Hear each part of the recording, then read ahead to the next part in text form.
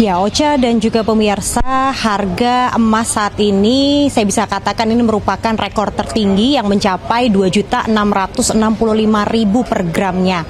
Dan kalau tadi dikatakan oleh sejumlah pedagang penjual emas yang ada di wilayah Cikini ini, memang harga ini kian meroket selama 3 hari terakhir.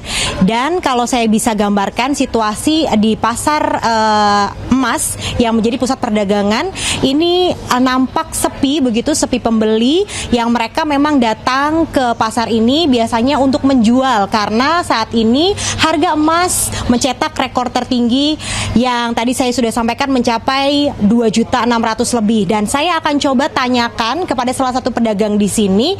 Selamat siang Kak Daniel, boleh disampaikan saat ini untuk emas per gramnya sudah mencapai berapa nih di toko Kakak? Kalau untuk perhiasan hari ini per gramnya berkisar di 2.050.000. Untuk logam mulianya sendiri itu di 26.50. Oke.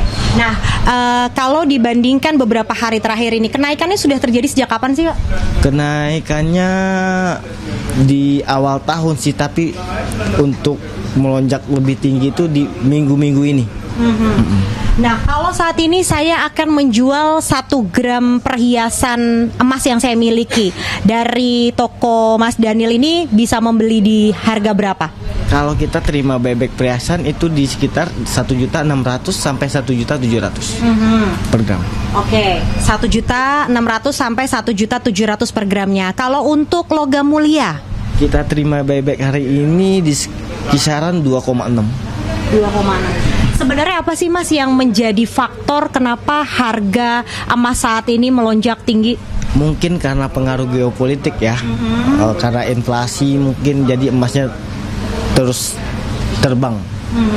Nah, untuk saat ini persentase dari masyarakat, apakah mereka lebih banyak menjual emasnya atau justru banyak pembelian yang terjadi? Kalau untuk awal tahun banyak pembeli itu lebih ngejual perhiasannya ya, karena mungkin kebutuhan atau karena faktor satu lagi karena emas itu tinggi, jadi dia jual perhiasannya dulu. Oke, baik. Terima kasih Kak Daniel atas waktunya. Dan itu tadi Ocha dan juga pemirsa, salah satu pedagang yang menuturkan bahwa harga tinggi emas ini membuat banyak masyarakat menjual perhiasan yang mereka miliki ataupun logam mulia yang kini harganya pun juga merangkak naik. Dan tentunya menjadi salah satu faktor yang menjadi harga emas ini naik adalah situasi geopolitik yang kian memanas, yang tidak hanya berdampak di situasi global namun juga di harga emas tepatnya di Indonesia. Dan untuk sementara saya kembalikan kepada Ocha yang ada di studio. Baik, terima kasih atas laporannya Anissa Rizky yang melaporkan langsung dari Pasar Emas di Cikini, Jakarta Pusat. Selamat bertugas kembali. Pemirsa, sempat viral karena menjadi pramugari gadungan. Hairunisa kini malah diberi pendidikan pramugari gratis. Salah satu sekolah pramugari di Kediri, Jawa Timur menawarkan pendidikan pramugari gratis kepada Nisha.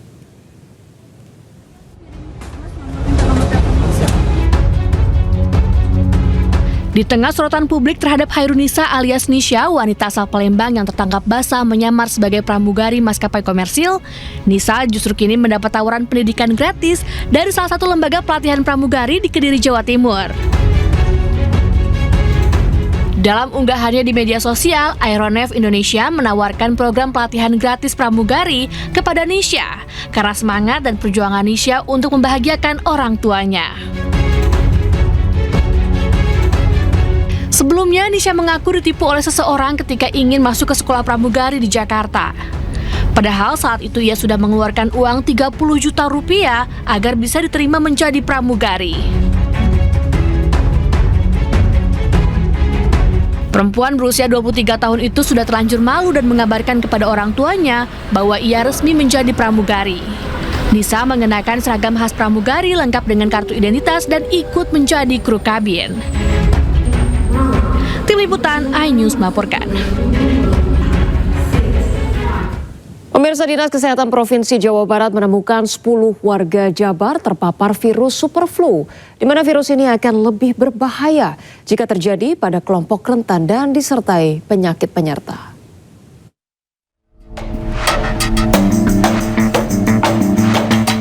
Dinas Kesehatan Provinsi Jawa Barat mengonfirmasi virus superflu menyerang sejumlah warganya. Data Dinkes Jabar mencatat sebanyak 10 orang telah terpapar virus varian baru influenza tersebut. Ke-10 warga tersebut terkonfirmasi pada bulan Agustus hingga akhir tahun 2025. Kini ke-10 warga telah pulih. Virus superflu gejalanya lebih lama jika dibandingkan dengan flu biasa. Dengan gejala batuk pilek, demam, dan sesak nafas yang akan lebih berat jika terjadi pada kelompok rentan dan yang mempunyai penyakit bawaan. Bisa sembuh sendiri dengan daya tahan tubuh yang baik. Nah, memang hati-hatinya kepada penyakit apapun ya, itu akan berat pada orang-orang yang mempunyai sistem daya tahan tubuh yang tidak lengkap. Seperti misalnya pada anak balita. Yang kedua adalah pada lansia. Dan ketiga pada orang-orang yang punya komorbid, hipertensi, diabetes, jantung, begitu. Semua penyakit pun gak hanya influenza tipe A ini, tetap dengan kelompok rentan ini harus lebih melakukan perilaku hidup bersih dan sehat, termasuk cuci tangan setelah melakukan aktivitas. Menkes menegaskan superflu bukanlah virus baru, melainkan varian baru dari virus influenza A yang telah lama dikenal di dunia medis. Virus ini telah ada selama puluhan tahun dan berbeda dengan COVID-19 yang sebelumnya muncul sebagai virus baru, sehingga daya tahan tubuh belum mengenalnya. Maka imunitas masyarakat dinilai sudah cukup tahu karakter virus tersebut dengan risiko dampak berat relatif kecil dan tak perlu menimbulkan kepanikan. Kita udah sangat tahu gimana cara pencegahannya. Ya kalau semuanya sebelahnya sehat ya nggak usah pakai masker. Tapi kalau udah ada wartawan sebelahnya yang batuk-batuk, pilek-pilek, ya pakai masker. Sama yang rajin cuci tangan. Nah ini kan masukannya sama sekali. Itu aja yang saya penting buat teman-teman wartawan. Jangan sampai membuat masyarakat panik. Karena ini adalah flu yang sudah kita temui di dunia. Menkes mengingatkan masyarakat untuk tetap menerapkan kebiasaan hidup sehat sesuai protokol kesehatan. Liputan iNews melaporkan. Pemirsa, viral seekor lumba-lumba putih muncul di aliran sungai di belakang rumah warga di Asahan, Sumatera Utara. Lumba-lumba diduga terpisah dari kelompoknya di laut dan masuk ke sungai.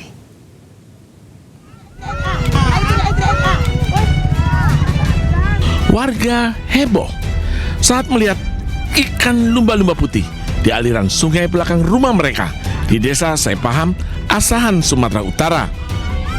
Lumba-lumba beberapa kali muncul ke permukaan. Warga yang penasaran berusaha mencari hewan mamalia tersebut. Hewan langka ini diduga terpisah dari kelompoknya di laut, masuk ke sungai Asahan. Aktivitasnya kan di sungai gitu kan. Terus ada lihat gitu mau ikan, kejut juga sih kok bisa ada ikan di sini gitu besar gitu. Unik sih lumba-lumba gitu kan. Jadi ya udah setelah itu dia pergi lagi ke hulu gitu kan. Tapi itu datang lagi kemari. Terus setelah itu kami ikuti juga, kalian videoin juga lah sana. Warga dan nelayan diimbau tidak memburu lumba-lumba dan diminta menggiring hewan langka tersebut kembali ke laut lepas. Dari Asahan, Sumatera Utara, Ulil Amri, iNews melaporkan. Kita ke informasi lainnya, pemirsa. Purnomo Yusgiantoro Center atau PYC mendukung langkah pemerintah dalam memperkuat ketahanan dan kemandirian energi nasional. Hal ini tertuang dalam kegiatan Kaleidoskop Energi, Refleksi Isu Energi 2025 dan Outlook 2026.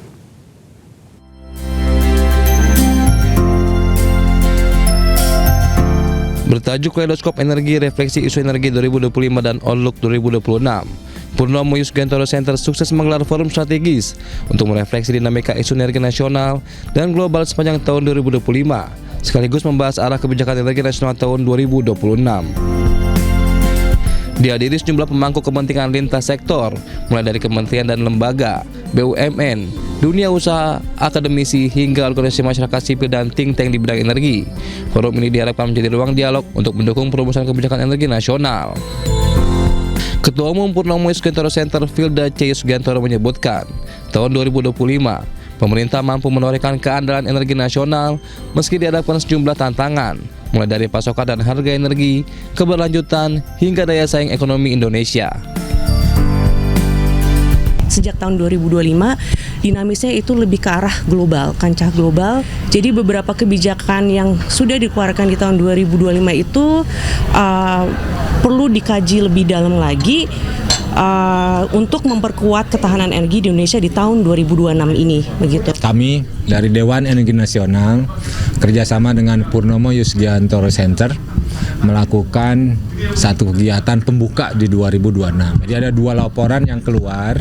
Yang pertama adalah refleksi 2025 dan juga outlook 2026. Diharapkan tahun 2026 menjadi momentum pemerintah melanjutkan suksesan 2025, khususnya kebutuhan energi, arah kebijakan bauran energi, serta prioritas strategis pemerintah dalam memperkuat ketahanan dan kemandirian energi nasional. Dari Jakarta, Ade Firmansyah, iNews melaporkan.